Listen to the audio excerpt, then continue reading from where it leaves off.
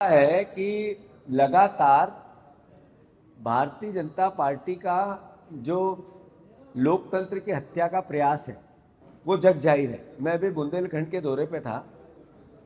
कार्यकर्ताओं पर यातनाएं देना बीजेपी के नेताओं का पहला काम बन गया, पहला काम।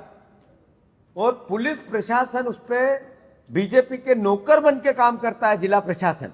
ये अपने आप में ये भी संवैधानिक संकट। चिंटू चोकसे जी को जो 307 लगाई गई है बिल्कुल असंवैधानिक है। और कांग्रेस, अभी मैं डीजीपी से मैंने समय लिया है, वहां भी जा रहा हूं।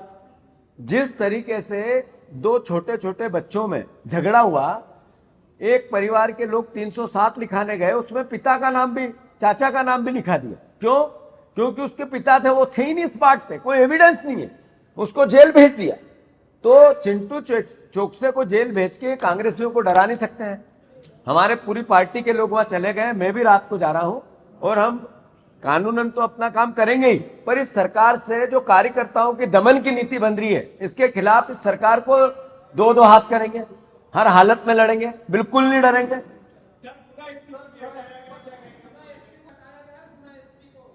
भारतीय जनता पार्टी की सरकार का, मोहन यादव जी का जो चाल चरित्र और चेहरा है वो माफियाओं की गिरफ्त में है।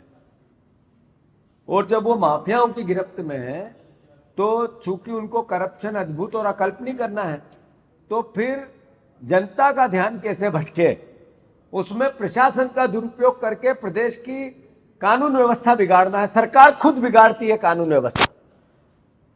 जहां जुलूस निकलना है वहां प्रशासन की पूरी मुस्तैदी नहीं करेगी, जहां अनुमति नहीं देना है वहां भी जुलूस को निकलवाएगा प्रशासन। और फिर कुछ घटना घटी तो अल्टीमेटली जनता को गुमराह करेंगे, भ्रमित करेंगे।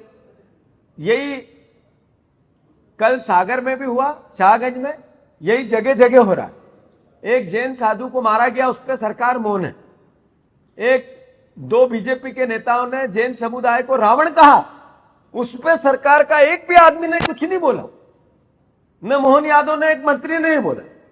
जो इतना बड़ा मंदिर जैन समुदाय का गिरा दिया बीजेपी की सरकार ने। मैं समझता हूं कि अल्पसंख्यक होना इस सरकार की, बीजेपी के राज में एक तरह से गुनाह हो गया।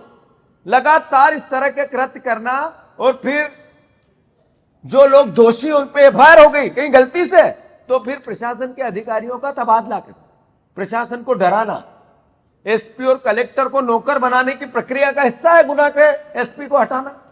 तो हम इसका विरोध करते हैं, निंदा करते हैं इसकी।